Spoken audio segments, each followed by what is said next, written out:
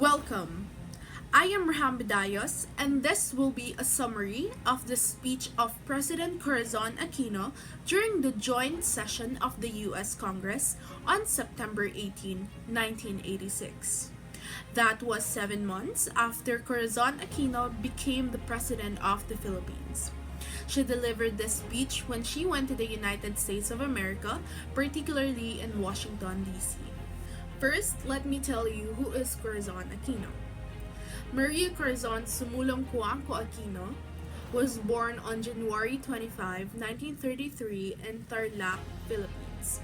She was enrolled in a law school in Manila where she met his husband, Benigno Aquino Jr.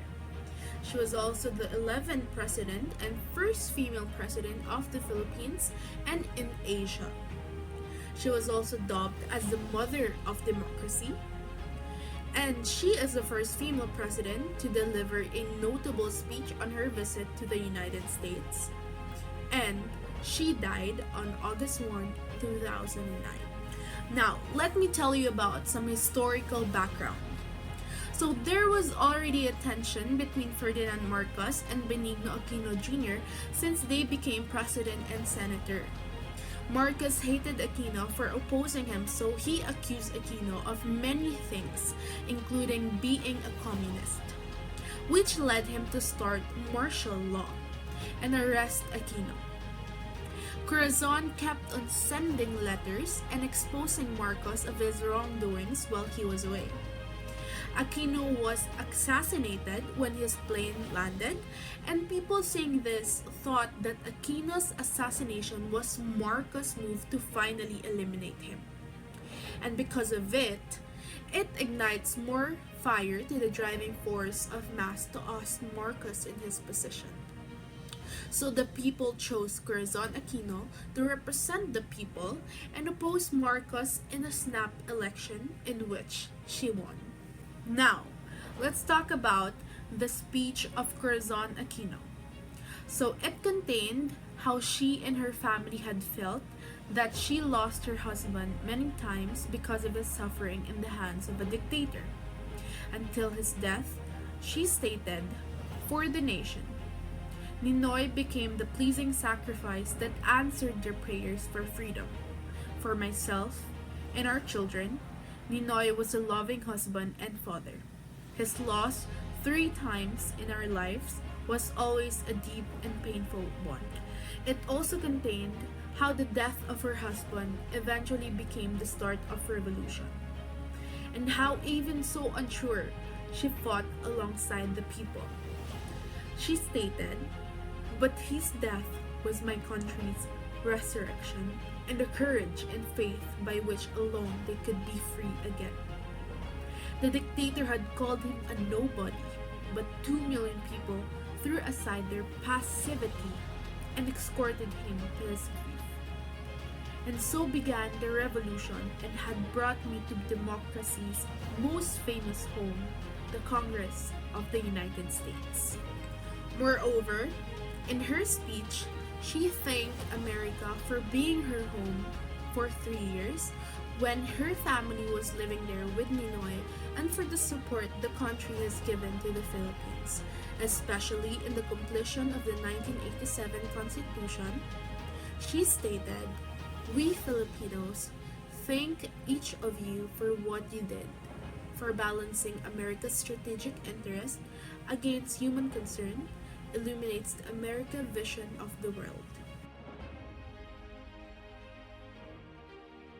When a subservient parliament announced my opponent's victory, the people turned out in the streets and proclaimed me president. And true to their word, when a handful military leaders declared themselves against the dictatorship, the people rallied to their protection. Surely, the people take care of their own. It is on that faith and the obligation it entails that I assumed the presidency. Corazon Aquino highlights how she came to power through the will of the people, who rejected the subservient parliament that announced her opponent's victory. She underscores the unity between civilians and supportive military leaders, suggesting her presidency reflects the people's collective will and strength. As I came to power peacefully, so shall I keep it. That is my contract with my people and my commitment to God. He had willed that the blood drawn with the lash shall not, in my country, be paid by blood drawn by the sword, but by the tearful joy of reconciliation. Corazon Aquino emphasizes her commitment to peaceful governance. Reflecting her non-violent rise to power, she frames her leadership as a contract with the people and a commitment to God, underscoring her sense of duty and moral responsibility. We have swept away absolute power by a limited revolution that respected the life and freedom of every Filipino. Now, we are restoring full constitutional government. Again, as we restore democracy by the ways of democracy, so are we completing the constitutional structures of our new democracy under a constitution that already gives full respect to the Bill of Rights. By stating that they are building their new democracy through democratic means, Aquino conveys that the constitution they are establishing fully respect individual rights, reinforcing her dedication to a just and lawful governance. 3 years ago, I said thank you, America, for the haven from oppression and the home you gave Ninoy, myself, and our children, and for the 3 happiest years of our lives together. Corazon Aquino expresses gratitude to America for providing refuge to her and her family during their time of oppression. She reflects on the period they spent in the U.S. as a time of happiness and safety, acknowledging America's role in offering them a sanctuary when they needed it most. This gratitude also hints at a sense of shared values between the two nations, framing her relationship with America as both personal and symbolic.